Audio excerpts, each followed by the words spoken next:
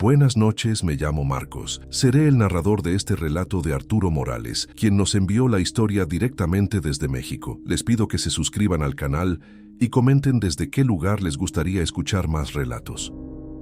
En el invierno de 1994, en lo más profundo de la Sierra Tarahumara, enviaron al mejor cazador de México a buscar a unos leñadores. No los encontró. Encontró la razón por la que habían desaparecido. El informe oficial habló de un ataque de oso y el caso fue sellado para siempre, borrado de los archivos. Pero en esa zona del bosque el aire aún huele a pólvora y a un miedo tan denso que te seca la boca. El cazador volvió solo, sin sus perros y con el alma rota, y nadie se atrevió a preguntarle qué fue lo que vio salir de aquella cueva al anochecer.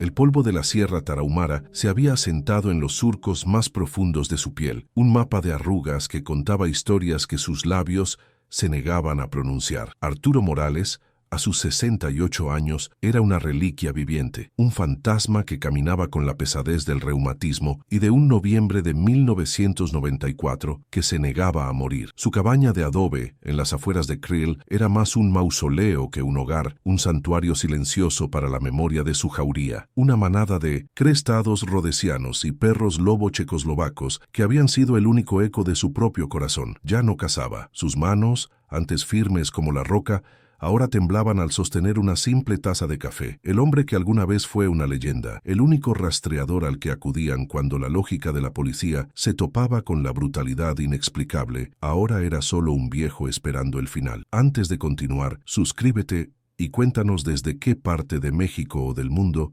estás viendo esto. La rutina de Arturo era un ritual diseñado para mantener a raya los recuerdos. Se levantaba antes que el sol, cuando el frío de la sierra calaba hasta los huesos, y se sentaba en el porche, observando cómo la primera luz teñía de gris los picos distantes. El silencio era su compañero constante, un ente físico que llenaba los espacios vacíos dejados por los ladridos y los juegos de sus perros. A veces cerraba los ojos y casi podía sentir el calor de Trueno, su alfa, recostado a sus pies. Pero al abrirlos, solo encontraba la madera gastada y el aire helado. Sobrevivió a lo que acechaba en el bosque. Sí, pero la supervivencia le había costado el alma. El hombre que regresó de aquella cacería era una cáscara hueca, un guardián mudo de un secreto que se pudría en su interior, tan virulento como la gangrena. Cada objeto en su cabaña era un ancla a un pasado que intentaba olvidar. El rifle 3006, colgado sobre la chimenea, no había sido disparado en casi 30 años, pero lo mantenía limpio por una mezcla de hábito y pavor. Las correas de cuero de sus perros, colgadas en un clavo junto a la puerta, aún conservaban un levísimo olor a almizcle y a miedo. Por las noches,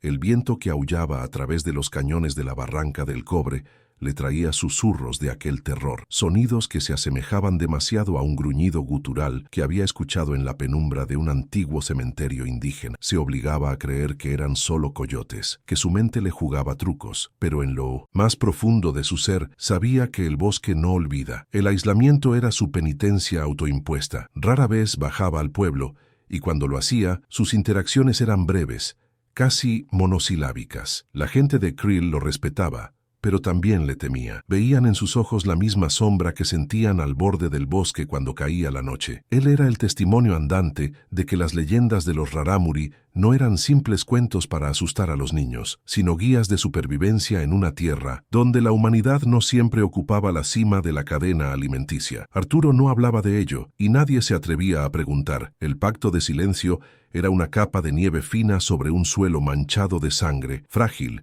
y a punto de quebrarse con la llegada de un nuevo invierno. Su cuerpo era un mapa de la cacería final, la cojera en su pierna izquierda, el resultado de una caída sobre rocas resbaladizas mientras huía, las cicatrices casi invisibles en su antebrazo, donde una garra lo había rozado en la oscuridad caótica de un ataque relámpago. Pero las heridas más profundas eran las que no se veían, la forma en que su corazón se aceleraba con el chasquido de una rama seca en la noche, la manera en que escudriñaba la línea de los árboles cada atardecer, no por costumbre de cazador, sino por el terror instintivo de una presa. Había entrado a ese bosque como un depredador y había salido como algo muy distinto, un sobreviviente marcado, un testigo que había visto el verdadero rostro de lo salvaje. La gente de fuera, los turistas y los funcionarios del gobierno veían la Sierra Tarahumara como un paisaje de belleza brutal, un lugar para la aventura y la fotografía. Para Arturo y para la gente que había nacido y moriría allí,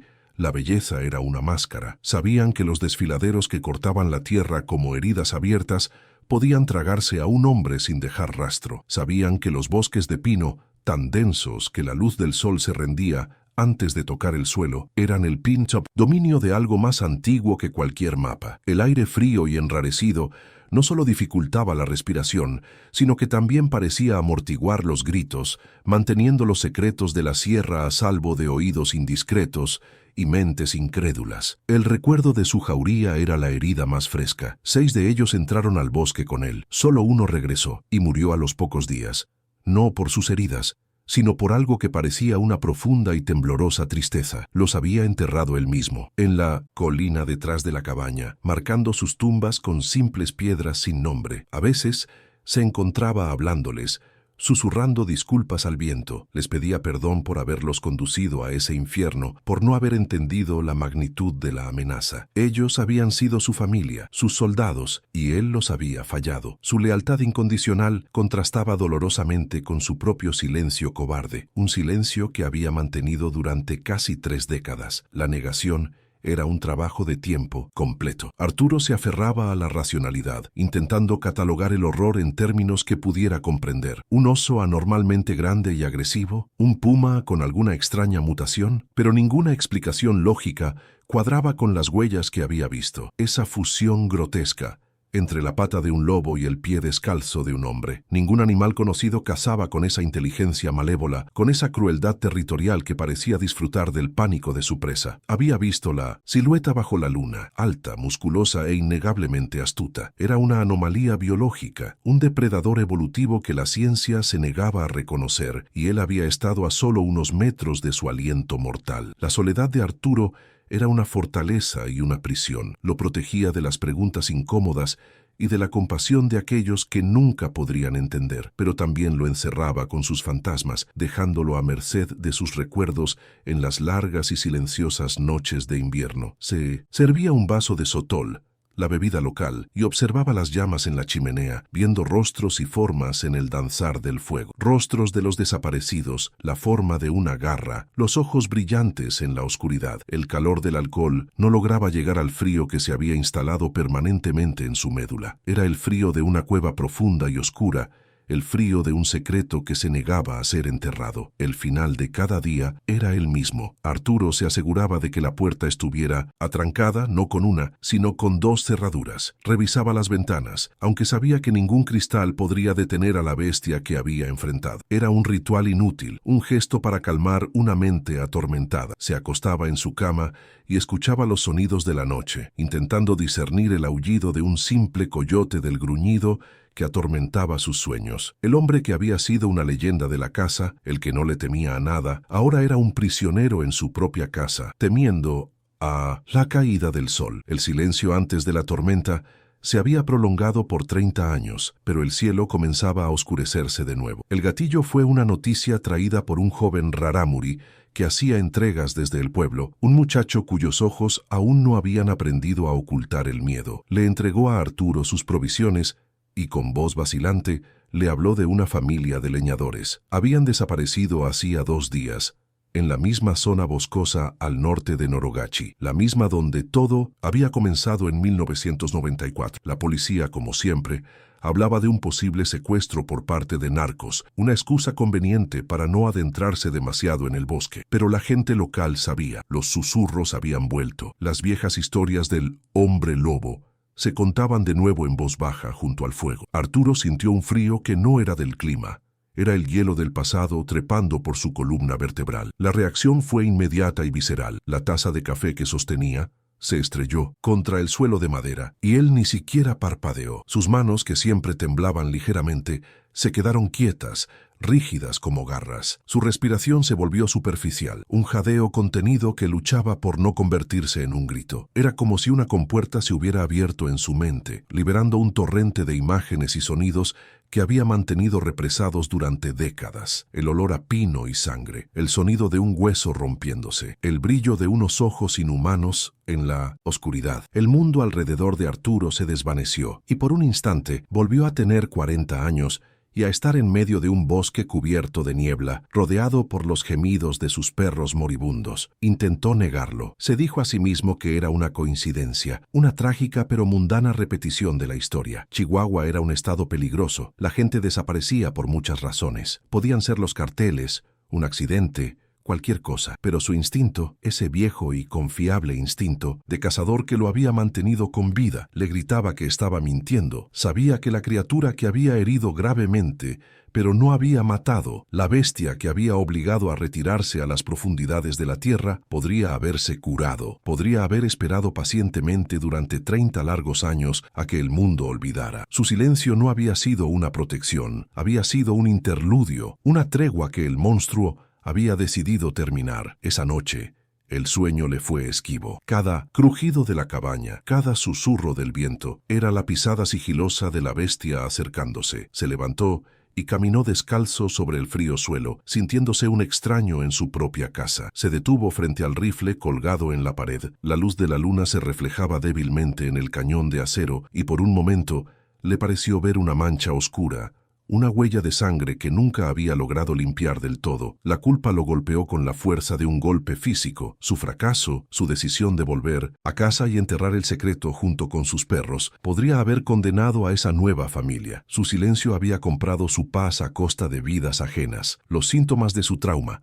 normalmente controlados, se desataron con furia. Sudores fríos lo empapaban en mitad de la noche. Sufría de sobresaltos violentos ante el más mínimo ruido. Las imágenes fragmentadas de la cacería de 1994 se repetían en su mente. Trueno lanzándose valientemente hacia la oscuridad, el sonido húmedo y terrible de las garras desgarrando la carne, la silueta imponente de la criatura recortada contra la luna. Se encontraba hablando solo, susurrando órdenes a perros que ya no estaban, reviviendo la batalla una y otra vez, buscando un resultado diferente, una forma en que podría haber ganado, en que podría haberlos salvado a todos. Pero cada repetición terminaba de la misma manera, con él solo, temblando, rodeado de silencio y muerte. El conflicto interno lo estaba destrozando. Una parte de él, la parte vieja y cansada, le suplicaba que se quedara donde estaba. Ya había pagado su precio. Era el turno de otros, de la policía, del gobierno. Pero otra parte, la del viejo cazador con un código de honor, le decía que esta era su responsabilidad. Él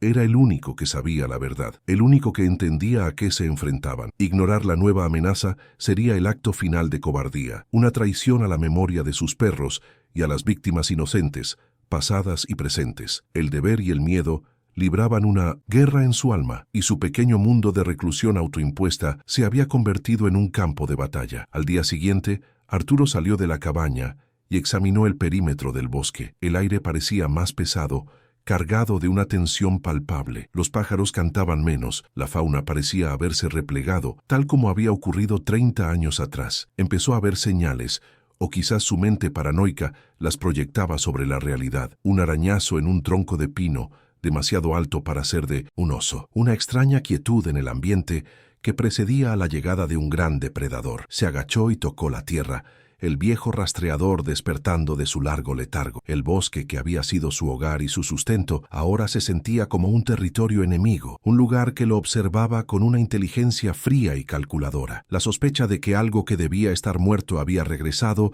se convirtió en una certeza aterradora. No se trataba solo de la misma criatura. El miedo que sentía era más profundo. ¿Y si no se había limitado a sobrevivir? Los depredadores se reproducen, reclaman su territorio, expanden su dominio. La idea de que pudiera haber más de uno, una manada de esas abominaciones, hizo que se le helara la sangre. La imagen de una familia enfrentándose no a una, sino a varias de esas bestias, era un horror que no podía soportar. Su fracaso no había sido simplemente no matar a un monstruo, podría haber sido permitir la génesis de una plaga. Las noticias del pueblo confirmaron sus peores temores. Un vaquero reportó haber encontrado una de sus vacas muerta, pero no de una forma que hubiera visto antes. No había sido devorada parcialmente, como haría un puma o un oso. El animal había sido literalmente descuartizado, sus restos esparcidos en un radio de 20 metros, un acto de violencia extrema que no servía a ningún propósito de supervivencia. Era una demostración de fuerza,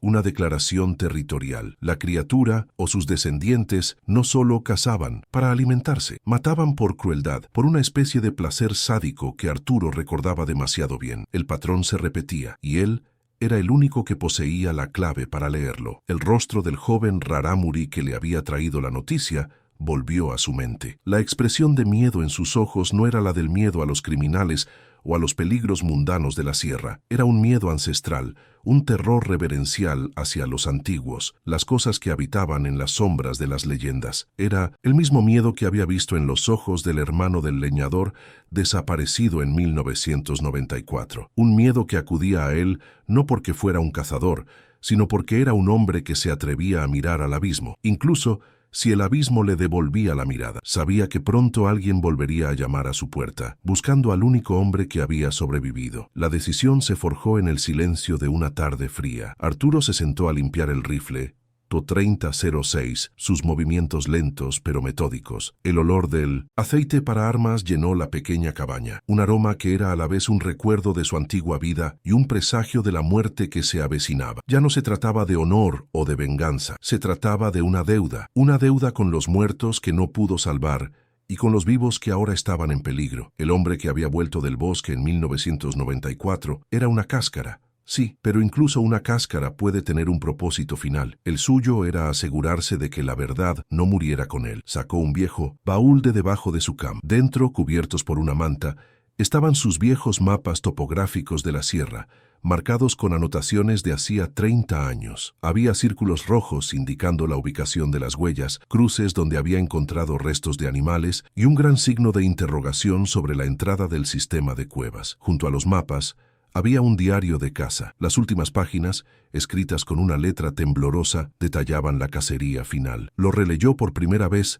en 1900 décadas, y las palabras lo transportaron de vuelta al terror, a la nieve manchada de sangre y al aullido inhumano que resonó en las montañas. El miedo seguía ahí, un nudo helado en su estómago, pero ahora estaba acompañado de algo más, una rabia fría y decidida, la rabia de un viejo guerrero al que le han quitado la paz que tanto le costó conseguir, la rabia contra la bestia que le arrebató a su familia canina y le robó su vida, y sobre todo la rabia contra sí mismo, por su silencio, por su cobardía. Se miró las manos, ya no temblaban, estaban firmes, listas para empuñar un arma una vez más. Sabía que probablemente no volvería de este viaje, que sus viejos huesos no resistirían otra persecución como aquella, pero no importaba. La preparación fue la de un hombre que se dirige a su propio funeral. Empacó una mochila ligera, municiones, un poco de comida, un botiquín de primeros auxilios y el viejo diario de casa. No se despidió de nadie, no dejó ninguna nota. Su única comunicación sería con el bosque y con la criatura que lo habitaba. Se puso sus viejas botas de caza, la piel agrietada y desgastada, y sintió el familiar peso de la responsabilidad en sus hombros. Cada paso era una declaración, una aceptación de su destino. El guardián silencioso del secreto estaba a punto de romper su voto. Al caer la noche,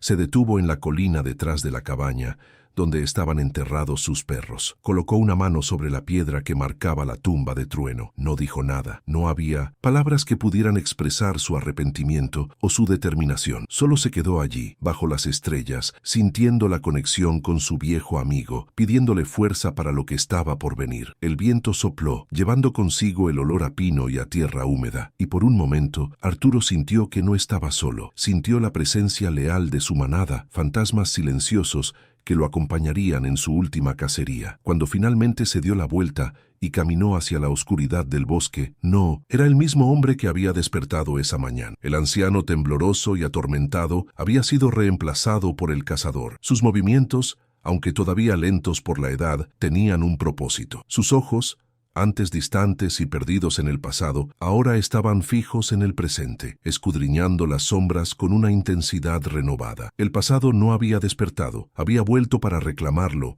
y Arturo Morales iba a su encuentro, no con la esperanza de sobrevivir, sino con la certeza de que algunos secretos no pueden permanecer enterrados para siempre. El silencio había terminado, la cacería había comenzado de nuevo. La memoria lo transportó de vuelta a noviembre de 1994. Arturo era más joven, más fuerte, un hombre en la cima de su reputación. La sierra era su dominio. El hermano de uno de los leñadores desaparecidos lo había encontrado en su cabaña, con el rostro desencajado por la desesperación y el frío. Le ofreció un fajo de billetes, toda la lana que tenía, pero Arturo lo rechazó con un gesto. No era un mercenario. Su código era más antiguo que el dinero. Aceptó la chamba porque vio en los ojos del hombre un terror que él conocía, un miedo a lo que se arrastra justo al borde de la civilización. Armó a su jauría, 6 máquinas de cazar perfectas, con Trueno, su perro lobo checoslovaco, a la cabeza, y se adentraron en el bosque al amanecer. El inicio de la cacería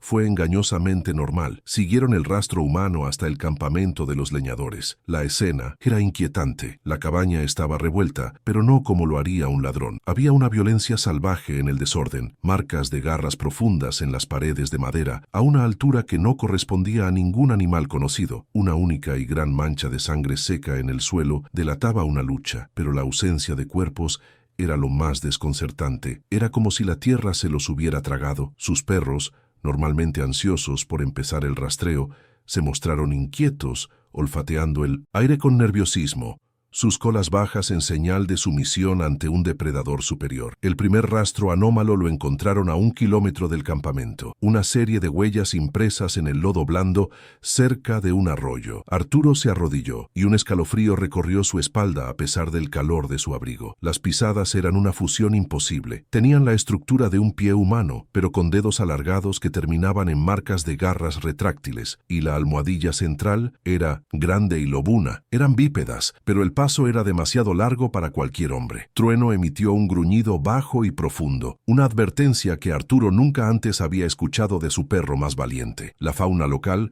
guardaba un silencio sepulcral. Toda la floresta parecía contener la respiración. A medida que avanzaban, la evidencia se volvía más extraña y perturbadora. Encontraron ramas de árboles robustos quebradas a más de 3 metros de altura, como si algo inmensamente fuerte y alto se hubiera abierto paso sin cuidado. Descubrieron el cadáver de un venado, o lo que quedaba de él. El animal no había sido cazado para comer. Su cuerpo estaba desgarrado con una furia metódica, las extremidades arrancadas y dispuestas en un patrón casi ritual. No había marcas de mordeduras consistentes con un oso o un puma. Parecía que lo hubieran destrozado con las manos, con una fuerza monstruosa. Era un mensaje, una advertencia. Estaban invadiendo el territorio de algo que no toleraba. Intrusos. El silencio institucional era un enemigo más. Arturo había informado de sus hallazgos iniciales a través de una radio de onda corta al sheriff del pueblo más cercano. La respuesta fue de un escepticismo condescendiente. Le dijeron que seguramente eran huellas de un oso sobre las de un hombre, que el venado había sido atacado por una manada de coyotes. Le aconsejaron que volviera, que no se arriesgara por una fantasía de viejas. Arturo apagó la radio con rabia. Sabía que las autoridades preferían catalogar la tragedia como un ataque de animal no identificado o un ajuste de cuentas. Admitir la verdad requeriría una acción que no estaban dispuestos o no eran capaces de llevar a cabo. Estaban solos. El horror se construía en los detalles sensoriales. El aire se volvía más frío a medida que se adentraban en el corazón de la sierra. Un olor peculiar impregnaba el ambiente, una mezcla almizclada de pelo mojado, tierra húmeda y un tufillo metálico a sangre vieja. Sus perros, sus sentidos miles de veces más agudos que los suyos, estaban visiblemente atormentados. Se negaban a comer y por la noche se acurrucaban juntos, gimiendo suavemente, sus cuerpos temblando a pesar del calor de la fogata. Arturo apenas dormía, sentado con el rifle en el regazo, escudriñando la impenetrable oscuridad que los rodeaba, sintiendo el peso de unos ojos invisibles que los observaban desde las sombras. La criatura era inteligente, y eso era lo más aterrador. Jugaba con ellos. Dejaba rastros falsos que los llevaban en círculos. A veces oían un ruido fuerte a su derecha, y cuando se giraban para investigar, algo se movía sigilosamente a su izquierda. Era una guerra psicológica. Estaba probando sus defensas, midiendo su fuerza, estudiando a su presa. Arturo se sentía como un simple cazador de conejos intentando atrapar a un veterano de guerra. La sensación de ser la presa y no el cazador era nueva y profundamente humillante para él. Su confianza, forjada en cientos de cacerías exitosas, se estaba desmoronando con cada hora que pasaba. La primera confrontación directa Fue una emboscada. Ocurrió en una noche de neblina espesa que reducía la visibilidad a apenas unos metros. No hubo advertencia, solo un repentino estallido de violencia caótica. Una forma oscura y masiva surgió de la niebla, moviéndose con una velocidad antinatural. 2 de sus perros, los más jóvenes, fueron abatidos antes de que pudieran emitir más que un chillido ahogado. Uno fue decapitado de 1900, un solo golpe de garra. El otro, arrastrado gritando hacia la oscuridad. Arturo disparó su rifle a ciegas, el estruendo del arma sonando amortiguado y patético en la densa niebla. Cuando el silencio regresó, solo encontró los cuerpos mutilados de sus perros. Fue entonces, en el claro, que dejó la bestia al retirarse, cuando la vio claramente por primera vez. La luna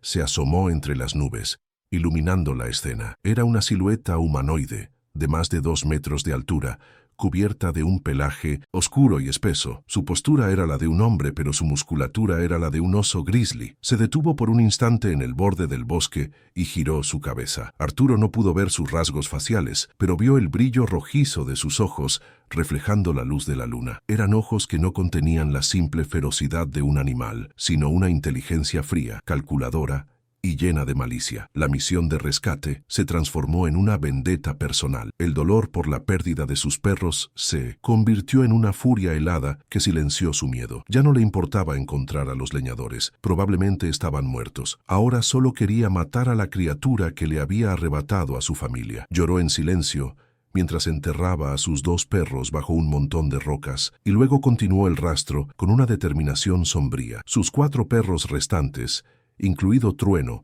parecían entender el cambio en su amo. Su nerviosismo fue reemplazado por una agresión silenciosa y enfocada. La caza había llegado a su punto de quiebre. Los siguientes 2 días fueron una persecución implacable. Arturo y su jauría acortaron la distancia, siguiendo el rastro de sangre que la criatura había dejado, probablemente de una de las balas perdidas de Arturo. El rastro los llevó más alto en las montañas, a un terreno más antiguo y sagrado para los rarámuri, un lugar que la gente local evitaba. Se trataba de un antiguo cementerio de piedra, un laberinto de dólmenes y menhires erosionados por siglos de viento y lluvia. Era un lugar cargado de una energía pesada y opresiva. Arturo sabía, con una certeza helada, que la criatura los había guiado allí. Era su territorio, su arena. La confrontación final tuvo lugar al atardecer, cuando las largas sombras se extendían como dedos huesudos entre las antiguas piedras. La criatura estaba esperándolos, de pie junto a la tumba de piedra más grande. No intentó esconderse. Fue un desafío directo. Arturo soltó a sus 4 perros restantes. Trueno lideró la carga, un misil de furia y lealtad. La batalla fue un torbellino de gruñidos, ladridos y el sonido espantoso de la carne desgarrada. Los perros lucharon con una valentía suicida, mordiendo las piernas y los brazos de la bestia, tratando de derribarla. La criatura, por su parte, los apartaba con una fuerza brutal, sus garras moviéndose como cuchillas. Arturo disparó una y otra vez, el retroceso del rifle golpeando su hombro. Cada bala que impactaba en la criatura provocaba un rugido de dolor y rabia, pero no parecía detenerla. Vio cómo la bestia levantaba a uno de sus perros por el cuello y lo partía en 2 con una facilidad aterradora. Mientras recargaba, la criatura se abalanzó sobre él. Fue Trueno quien le salvó la vida. El perro lobo se interpuso, mordiendo ferozmente el brazo del monstruo, dándole a Arturo el segundo que necesitaba para apuntar y disparar a quemarropa. La bala le dio en el pecho y la criatura aulló, un sonido que era mitad humano, mitad lobo, y que hizo vibrar las piedras. Gravemente herida, la bestia lo golpeó con el dorso de la mano, enviándolo a volar contra una tumba de piedra. El impacto le robó el aliento y casi le hizo perder el conocimiento. A través de una visión borrosa, vio a la criatura cojeando, arrastrándose hacia una abertura en la ladera de la montaña, la entrada a un sistema de cuevas. Trueno, también malherido, intentó perseguirla, pero se desplomó, gimiendo de dolor. Otro de sus perros yacía muerto a pocos metros. El último había huido enloquecido por el terror. La criatura desapareció en la oscuridad de la cueva, dejando un rastro de sangre oscura sobre la roca. Arturo se arrastró hasta donde estaba Trueno. Su fiel alfa lo miró con ojos vidriosos, lamió su mano una última vez y luego se quedó quieto. El silencio que cayó sobre el cementerio de piedra fue más aterrador que cualquier grito. El cazador se quedó solo, rodeado por sus muertos, con el cuerpo dolorido y el alma hecha pedazos. Miró la entrada de la cueva, pero sabía que no podía seguir. Estaba malherido, casi sin munición, y su jauría había sido aniquilada. No tenía forma de saber si la criatura estaba muriendo en el interior o si simplemente estaba lamiendo sus heridas, esperando. El fracaso tenía un sabor amargo a sangre y ceniza. No hubo un entierro formal para los leñadores, cuyos restos nunca fueron encontrados. El gobierno cerró el caso, citando la tormenta de nieve y la imposibilidad de continuar la búsqueda. Se convirtieron en otra estadística, otra historia de fantasmas para la región. El sacrificio de Arturo y sus perros fue un secreto que solo él conocía, una verdad inconveniente que el mundo no estaba preparado para escuchar. El apagamiento de las evidencias fue pasivo, simplemente nadie más buscó, nadie más preguntó. La sierra guardó bien su secreto y a cambio le concedió a Arturo una vida de silencio y pesadillas. El viaje de regreso fue un delirio de dolor y agotamiento. Llevó el cuerpo de Trueno sobre sus hombros durante la mitad del camino, hasta que no pudo más. Lo enterró en un lugar que solo él conocía, construyendo un montículo de piedras para marcar el lugar. Cuando finalmente llegó a su cabaña, era un hombre diferente. El fuego en sus ojos se había extinguido, reemplazado por un vacío helado. Había visto lo que se escondía en las sombras y había pagado un precio terrible por ello. El hombre lobo no era un mito, era una realidad biológica, un depredador supremo, y él había fallado en su deber de eliminarlo. Esa memoria vívida y brutal era la carga que llevaba. No era solo el trauma del combate, sino la culpa del superviviente y el peso de una tarea inconclusa. El horror original no residía solo en la apariencia de la bestia, sino en su existencia misma, una prueba de que la humanidad era una invitada arrogante en un planeta que nunca había conquistado por completo. Y ahora, 30 años después, los ecos de ese horror habían vuelto, y la memoria ya no era suficiente. Se requería una acción, un último acto de un cazador que ya no tenía nada que perder, excepto el final pacífico que sabía que nunca merecería. Movido por un deber que pesaba más que sus años, Arturo Morales decidió regresar. No era por valentía ni por sed de venganza. Esos fuegos se habían extinguido hacía mucho tiempo. Era la fría y pesada lógica de un hombre que cierra un círculo. La culpa era un veneno de acción lenta y se había dado cuenta de que la única cura era enfrentar la fuente de la infección. El silencio no había protegido a nadie, solo había permitido que el mal echara raíces más profundas en la oscuridad. Agarró su rifle, su mochila y se adentró una vez más en la Sierra Tarahumara. Cada paso, un eco doloroso del camino que había recorrido 30 años atrás, un fantasma persiguiendo a otro. El primer obstáculo fue su propio cuerpo. A los 68 años, con el reumatismo mordiendo sus articulaciones, cada colina era una montaña, cada kilómetro una maratón. El aire enrarecido le robaba el aliento, y el frío de la noche se le metía en los huesos con una crueldad que no recordaba de su juventud. Donde antes se movía con la agilidad silenciosa de un depredador, ahora avanzaba con la lenta y deliberada marcha de un anciano. La ironía era amarga. El cazador en su última cacería era una presa fácil, no solo para la bestia que buscaba, sino para la propia naturaleza implacable que una vez dominó. Estaba en una carrera contra el tiempo y contra su propia decadencia. El segundo obstáculo fue la incredulidad. En las afueras del área de búsqueda oficial se topó con un par de jóvenes guardabosques, recién salidos de la academia, llenos de confianza y protocolos. Le preguntaron qué hacía un viejo solo y armado en una zona restringida. Arturo intentó advertirles, hablarles de huellas anómalas y de un depredador que no aparecía en sus libros de texto. Lo miraron con una mezcla de lástima y condescendencia, como si fuera un abuelo senil, perdido en sus propias leyendas. Le ordenaron que se fuera, amenazándolo con llamar a la Guardia Nacional. Arturo asintió sumisamente y se retiró, solo para rodear su puesto y adentrarse en el bosque por una ruta que solo él conocía. La burocracia era tan ciega como en 1994. Esta vez estaba completamente solo. La ausencia de su jauría era un miembro fantasma que le dolía constantemente. Cada vez que escuchaba un ruido, se giraba esperando ver a Trueno a su lado, con las orejas erguidas. El silencio a su alrededor era absoluto, no la paz del bosque, sino el silencio tenso de un lugar donde todas las presas menores se han escondido de un depredador alfa. Su única compañía eran los recuerdos y la constante sensación de ser observado. La soledad agudizaba sus sentidos y su miedo. Cada sombra parecía moverse, cada ráfaga de viento susurraba una amenaza. Sin sus perros para advertirle, él era los ojos, los oídos y la única línea de defensa. La investigación comenzó en el lugar donde encontraron la camioneta abandonada de la familia de leñadores. Arturo Ignorando la cinta policial, examinó el área con la minuciosidad de un forense. Vio lo que los jóvenes policías no habían visto o no habían querido entender: las marcas de garras en la puerta del vehículo, la ausencia de casquillos de bala o signos de lucha humana. Y luego, las huellas. Estaban allí, en la tierra blanda junto al camino. La misma fusión grotesca de lobo y hombre. Pero esta vez, algo era diferente. Había varios tamaños, un juego de mínimos en huellas grandes y pesadas, las que él recordaba, y junto a ellas dos juegos más pequeños pero igualmente inhumanos. La sangre se le heló. Su peor pesadilla era real. Se había reproducido. Un joven periodista local, llamado Javier, lo encontró mientras seguía la pista. A diferencia de las autoridades, Javier era de la región y había crecido con las historias. Había oído la leyenda del viejo cazador Arturo Morales, y al ver las inconsistencias del informe oficial, decidió buscar la verdad por su cuenta. Al principio Arturo lo rechazó, desconfiado de los extraños, pero Javier no buscaba una primicia sensacionalista, buscaba respuestas. Le mostró a Arturo su investigación, las desapariciones similares sin resolver que se remontaban a décadas atrás en la misma área. Vio en los ojos del joven una determinación que le recordó a sí mismo. A regañadientes, Arturo le permitió acompañarlo, advirtiéndole que lo que buscaban no perdonaría ni la curiosidad ni la inocencia. Juntos, siguieron el rastro. La presencia de Javier fue tanto una ayuda como un estorbo. El joven era fuerte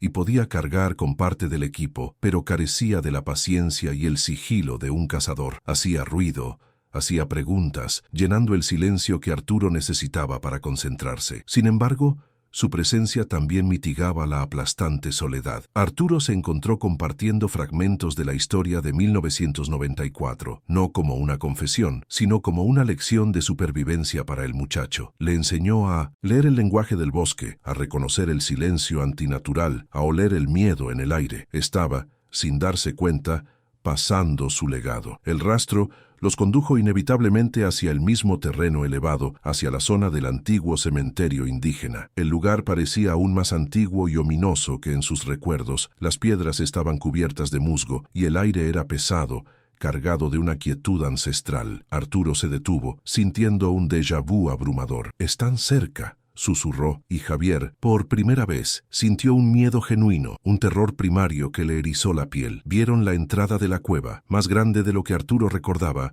como una boca oscura bostezando en la ladera de la montaña. Era la guarida, el nido. No había vuelta atrás. Arturo no planeaba un enfrentamiento directo. Eso sería un suicidio. Su plan era más sutil, una estrategia de un viejo cazador que conoce sus limitaciones. Había traído consigo varios cartuchos de dinamita vieja de sus días como minero. Su objetivo no era matar a las criaturas en una batalla abierta, sino sellar la cueva, enterrarlas vivas, contener la plaga antes de que pudiera extenderse más. Era una solución imperfecta, una tumba en lugar de una victoria, pero era la única opción realista que tenía. Le explicó el plan a Javier, cuya cara palideció. Su trabajo consistiría en crear una distracción mientras Arturo colocaba las cargas. La espera fue una tortura. Se escondieron entre las rocas, observando la entrada de la cueva mientras el sol comenzaba a ponerse. El frío se intensificó. Arturo sentía cada uno de sus 68 años. Su corazón latía con fuerza contra sus costillas.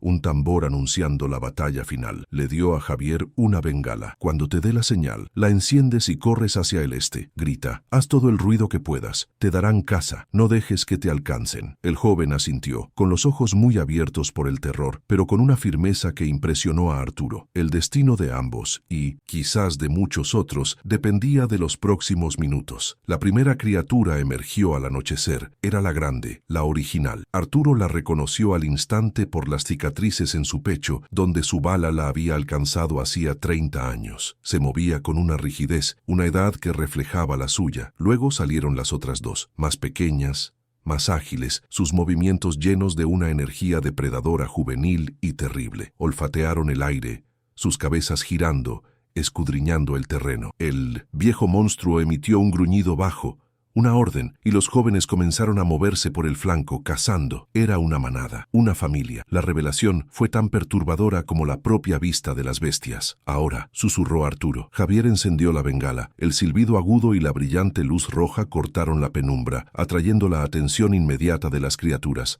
El joven gritó y corrió, y como Arturo había predicho, los dos hombres lobo más jóvenes salieron disparados tras él. Una visión de pesadilla de garras y velocidad. El más viejo, el patriarca, dudó un instante, dividido entre perseguir a la presa obvia y proteger su guarida. Ese instante fue todo lo que Arturo necesitó. Salió de su escondite y corrió hacia la boca de la cueva, con la dinamita en la mano. El viejo monstruo lo vio, rugió, un sonido de furia y traición, y se abalanzó sobre él. Arturo ya no era rápido. Sabía que no podría colocar las cargas y encender la mecha a tiempo. En una decisión de una fracción de segundo cambió de plan. Mientras la bestia se acercaba, arrojó la mochila con la dinamita dentro de la cueva, lo más profundo que pudo. Luego levantó su rifle y apuntó, no a la criatura, sino a una estalactita precaria que colgaba justo sobre la entrada de la cueva, una que había notado antes. Era un disparo de 1 en 1.000.000. El tiempo pareció ralentizarse, el aliento caliente y fétido del monstruo en su cara, el brillo de la inteligencia malévola en sus ojos. Arturo apretó el gatillo. El estruendo del rifle resonó en el cañón. La bala impactó en la base de la estalactita. Durante un segundo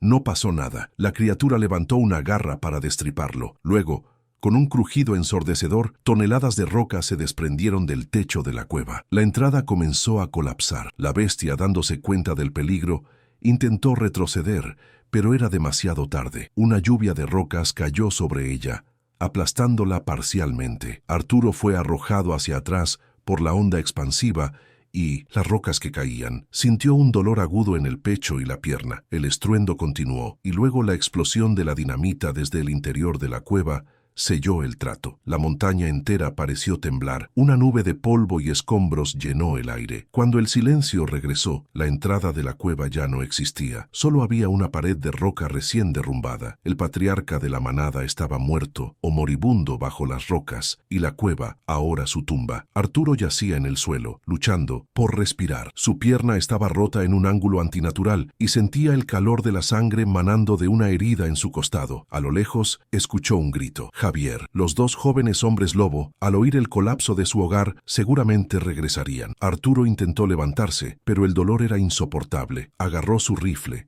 sabiendo que le quedaba una última tarea. Tenía que darle al muchacho una oportunidad de escapar. Con un esfuerzo sobrehumano, se arrastró hasta una posición defendible entre las rocas, preparándose para hacer su última resistencia. Javier llegó corriendo, con el pánico en los ojos. ¡Vienen!, jadeó. Arturo le hizo un gesto para que se callara. «Escucha», dijo Arturo, con la voz ronca por el dolor y el polvo. «Toma mis mapas, mi diario. Están en la alforja. Llévalos al mundo. Haz que te crean. Ahora vete. Te compraré tiempo». Javier se negó. «No lo dejaré aquí». Arturo levantó el rifle con manos temblorosas. «Esto nunca fue sobre sobrevivir, muchacho. Fue sobre asegurarse de que la historia se contara. Ahora lárgate de aquí. Es una orden». Las dos figuras ágiles y oscuras aparecieron en la cresta, sus siluetas recortadas contra la luna moribunda. ¿Te está gustando esta historia? Deja un like y suscríbete al canal. Ahora continuamos con el vídeo. Javier vaciló, con lágrimas de miedo y frustración en los ojos. Vio la determinación de acero en la mirada del viejo cazador